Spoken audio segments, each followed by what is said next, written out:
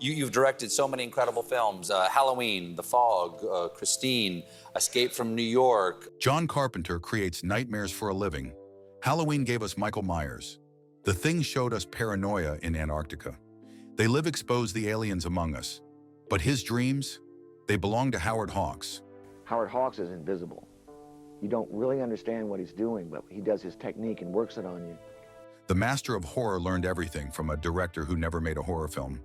Carpenter grew up in Kentucky, studied at USC Film School, spent his nights watching old movies obsessively. Hawks, Hitchcock, Wells, Buñuel. These weren't assignments, they were religious. 4 Howard Hawks films appear on Carpenter's list, more than any other director. That tells you something. Before Carpenter composed his iconic synthesizer scores, before he put Jamie Lee Curtis in that closet, before he made Snake Plissken the coolest anti-hero in cinema, he sat in dark theaters studying the masters. His favorite films aren't horror movies. They're about codes, professional men doing dangerous work, strong women questioning masculine rituals, darkness everywhere, always darkness. Carpenter took those lessons, filtered them through slasher films and synth music, created his own language. But the foundation? That belongs to Hawks and the others. These 10 films educated a genius. 10. Scarface. 1932. Violence is American business. Murder climbs the corporate ladder. Tony Camonte wants the world. He'll kill everyone to get it. Howard Hawks made Scarface in 1932.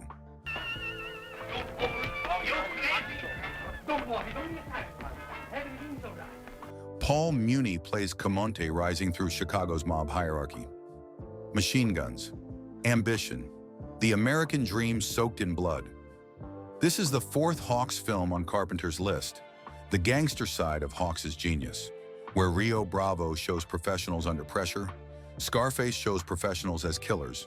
Carpenter absorbed this. Assault on Precinct 13 uses gang warfare, urban violence, the siege mentality. Hawks taught him that genre is never just genre. A gangster film is also about capitalism. A Western is also about masculinity. We started working on the film together. He gave me several sheets of paper and he said, "These are things that I have said." Horror can be about anything if you're smart enough. Hawks directed with invisible style. His camera doesn't call attention to itself, just clean, efficient storytelling. Carpenter learned this. His films move fast, no wasted moments, pure cinema. Scarface influenced every crime film that followed. Carpenter included it because Hawks showed him something essential. Violence has rhythm, brutality has structure. America runs on both. 9. The Exterminating Angel. 1962. Trapped without reason, civilization collapses over dinner. Luis Buñuel made nightmares disguised as social satire. The Exterminating Angel is pure surrealist horror. Una situación como esta no puede durar indefinidamente. No estamos encantados, amigos. Este no es... Wealthy guests arrive at a dinner party. Then they can't leave. No walls hold them. No chains bind them. They just can't leave. Days pass. Sanity crumbles. Buñuel never explains why. That's the point. Carpenter put 2 Buñuel films on his list. This is the first. Absurdist horror, unexplained dread. People trapped with themselves became the scariest thing imaginable. Think about Carpenter's films. The Fog traps a town under a ghostly siege. The Thing isolates scientists in Antarctica. Prince of Darkness seals people in a church. Containment, claustrophobia, no escape. That's Buñuel's gift to Carpenter. You don't need a monster. Just put people in a room. Watch them destroy each other. The Exterminating Angel strips away bourgeois pretense. These wealthy, cultured people become animals. Buñuel laughs at their suffering. Carpenter learned that horror doesn't require explanation. Sometimes the scariest answer is no answer at all. 8. The Discreet Charm of the Bourgeoisie. 1972. Dinner is never served. Appetite is never satisfied. Buñuel's second film on Carpenter's list. Wealthy friends try to eat dinner together. They keep getting interrupted. Soldiers, dreams, revolution. The meal never happens. They walk down an endless road, going nowhere, forever. This is surrealism meeting dark comedy. The powerful want something simple. They can't have it. Reality refuses to cooperate. Carpenter made They Live decades later. Same idea, different executions. The wealthy control everything, but it's all performance, all facade. Put on special sunglasses, see the truth. Buñuel didn't need sunglasses. He just showed you directly. The discreet charm of the bourgeoisie uses circular narrative. Dreams within dreams. You can't tell what's real. That's the point. Authority is performance. Wealth is a delusion. Carpenter absorbed this, applied it to genre filmmaking. His anti-heroes see through the lies. Nada in They Live. Snake Plissken in Escape from New York. They recognize that the powerful are ridiculous. They just have better costumes. Buñuel taught Carpenter that absurdity reveals truth better than realism ever could. 7. Chimes at Midnight, 1965. Falstaff drinks while kingdoms fall. Orson Welles made himself Shakespeare's great fool. This man whom I've often noted in thy company, but I know not his name. Chimes at Midnight is tragedy disguised as comedy. Prince Hal befriends Falstaff, uses him, becomes king, discards him. I know thee not, old man. Betrayal is statecraft. Welles directs and stars. His Falstaff is magnificent, funny, pathetic, tragic, doomed. The Battle of Shrewsbury sequence is chaos captured on film. Mud, blood, confusion, no glory. Just men dying for kings who don't care. Carpenter included this because Welles shows something essential. Power betrays friendship. Kings use jesters, then throw them away. Think about Carpenter's anti-heroes. Snake Plissken, Nada. Jack Burton. They're all Falstaff's descendants. Misfits refusing the crown. Cynics who see through royal propaganda. They won't kneel, won't serve. Welles films in shadows, low angles, faces disappearing into darkness. Carpenter learned this visual language. Welles also taught him about the outcast as a hero. Falstaff is fat, drunk, dishonest, also more honest than any king. Carpenter's heroes are criminals, drifters, working-class warriors. Their Falstaff with synthesizers. 6. The Searchers. 1956. 5 years searching. Obsession becomes madness. John Ford made the Western psychological horror. Brethren, leave us go amongst them. Ethan Edwards hunts for his kidnapped niece. The journey destroys him. John Wayne plays Edwards with terrifying intensity. Racism, violence, single-minded determination.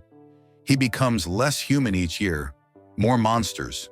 Ford shoots in Monument Valley, that iconic landscape, beautiful and hostile. Ethan crosses it like a ghost. Carpenter saw horror in this Western, the unstoppable force, the blank expression, the relentless pursuit. Michael Myers descends from Ethan Edwards. Both are inhuman in their determination. Both embody something America doesn't want to admit about itself. The Searchers confronts racism through genre. Ethan hates the Comanche. That hatred consumes him. The quest becomes the curse. Ford doesn't moralize, just shows you what obsession does. Carpenter learned this. Halloween never explains why Michael kills. I don't need to. Some forces just exist. Some evil just is. The Searchers taught Carpenter that the hero can be the monster. That pursuit can become possession. That 5 years or 15 years makes no difference. Some people never stop coming. 5. Chinatown 1974. Water wars hide family secrets. I'd like to help her if I can. I had no idea you and Hollis were that fond of one another. Corruption flows downhill. Roman Polanski made neo-noir into high art. Jack Nicholson plays Jake Gittes. Private detective investigating infidelity. Finds genocide instead. Corporate conspiracy. Political murder. California built on stolen water. And worse secrets underneath. That kind of working guy, non-middle class, blue-collar guy who's a working poor. Much worse. Carpenter included this because Polanski proved noir never died, just evolved. The 1940s shadows became 1970s cynicism. The femme fatale became a victim. The hero became powerless. Faye Dunaway's character carries unimaginable trauma. The system protects her abuser. Money wins, evil wins. Forget it, Jake. It's Chinatown. Think about They Live. Carpenter's conspiracy masterpiece. Same structure. The hero discovers systemic rot, tries to fight back, realizes the corruption goes too deep. Chinatown taught Carpenter that the rich own everything. They write the laws, buy the police, control the narrative. You can't fight them. The best you can do is survive. Polanski's ending is devastating. Carpenter remembered it. His films rarely have happy endings. They have survival, sometimes not even that. 4. Rio Bravo, 1959. Siege mentality. Good men holding the line. Sober? You're probably right. You know what borrachon means? My Spanish ain't too good. Howard Hawks made the perfect siege film. Sheriff John Chance arrests a murderer. The murderer's brother wants him back. Brings an army. Chance is drunk. A kid. An old man. They defend the jail anyway. This is Carpenter's blueprint. He admits it openly. Assault on Precinct 13 is Rio Bravo.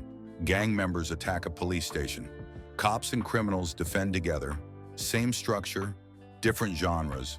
Hawks show professionals under pressure. They don't panic, don't grandstand. Just do the work. Competent men facing impossible odds. That's pure Hawks. That's pure Carpenter. Rio Bravo contains everything Carpenter loves. There was Rio Bravo. And I will never forget the effect of seeing that film. And I win again. Male camaraderie. Women who challenge masculine codes. Danger normalized. Dean Martin plays the drunk. Sober or not, he's useful. Everyone contributes. Hawks believe in the group over the individual. So does Carpenter. The Thing, The Fog, Prince of Darkness. All siege films. All about communities facing external threats. All descend from Rio Bravo. Hawks made this in 1959. Carpenter has been remaking it ever since. Variations on a perfect theme. 3. Bringing Up Baby, 1938. Control demolished. Masculinity humiliated by a leopard. I was driving along, that's all I was doing.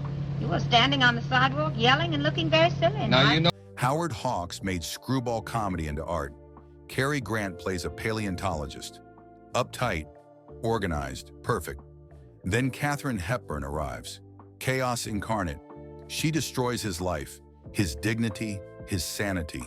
He ends up in women's clothing, screaming about leopards. It's glorious. This is Hawks showing Grant's goofy side. The comedic flip of Only Angels Have Wings. Same director, same star. Completely different tone. Carpenter loves this. Big Trouble in Little China uses the same structure. Kurt Russell thinks he's the hero. He's actually the sidekick. The comic relief, his swagger becomes buffoonery. That's Bringing Up Baby's influence. Hawks directs with rapid-fire dialogue. No pauses, no breathing room, just verbal chaos. Hawksian women dismantle male pretense. They're smarter, faster, more alive. The men can't keep up. Carpenter learned humor from Hawks. The rhythm, the speed, how to make absurdity feel natural. Kurt Russell's befuddled heroes descend from Grant's paleontologist. Both are competent men made incompetent by circumstances. Both are funnier for it. 2. Vertigo, 1958. Obsession creates illusion. Love becomes a death wish.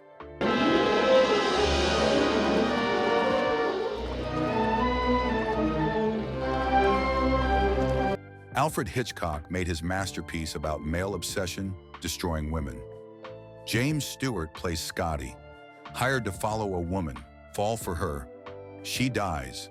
Then he finds someone who looks like her, remakes her into the dead woman. It's psychological horror disguised as romance. Hitchcock was Carpenter's other god. He met Hitchcock at USC. The master came to talk to film students, showed them how suspense operates, where to put the camera, when to withhold, when to reveal. Carpenter absorbed everything. Halloween's camera is the killer. That's Hitchcock, the stalking sequences, the patient build, pure Vertigo influence. Bernard Herrmann's score spirals like the film's visual motif. Carpenter composes his own music. That started with Hitchcock's example. Score as character, the atmosphere, as dreadful. Vertigo shows male obsession as pathology. Scotty doesn't love Madeline. He loves his fantasy of her. Carpenter's killers are obsessed too. Michael Myers fixates on Laurie. Won't stop, can't stop. Hitchcock taught Carpenter that psychological horror cuts deeper than gore, that suspense beats shock, that the camera creates the monster. 1. Only Angels Have Wings, 1939 Death Every Flight. Pilots Fly into Darkness. Howard Hawks made John Carpenter's favorite film of all time. His own words, "If you don't love this, forget Hawks." Only Angels Have Wings contains everything. Cary Grant runs an airmail company in South America. His pilots fly through mountain passes, fog, storms, death waiting. They do it anyway. Jean Arthur arrives as a showgirl, falls for Grant, can't understand why he won't feel. Rita Hayworth plays Grant's ex-lover, married to a disgraced pilot seeking redemption. Everyone has codes, rules they live by, professional standards in the face of doom. This is Hawks's invisible directing at its peak. The camera serves a story, nothing fancy, just perfect. Adventure meeting existentialism. Men risk death daily, normalizing it, making it routine. Carpenter built his career on this foundation. The Thing's Antarctic isolation, men with codes facing the unknown. 10 films, 1 education. Hawks showed Carpenter professionals under pressure. Buñuel showed him absurdity revealing the truth. Hitchcock showed him suspense through withholding. Wells taught him about outcasts and obsession. Ford showed him the Western as horror. Polanski proved noir never dies. These masters shaped the master of horror. Which Hawks film changed your directing? Subscribe for more filmmaker favorites. The education continues.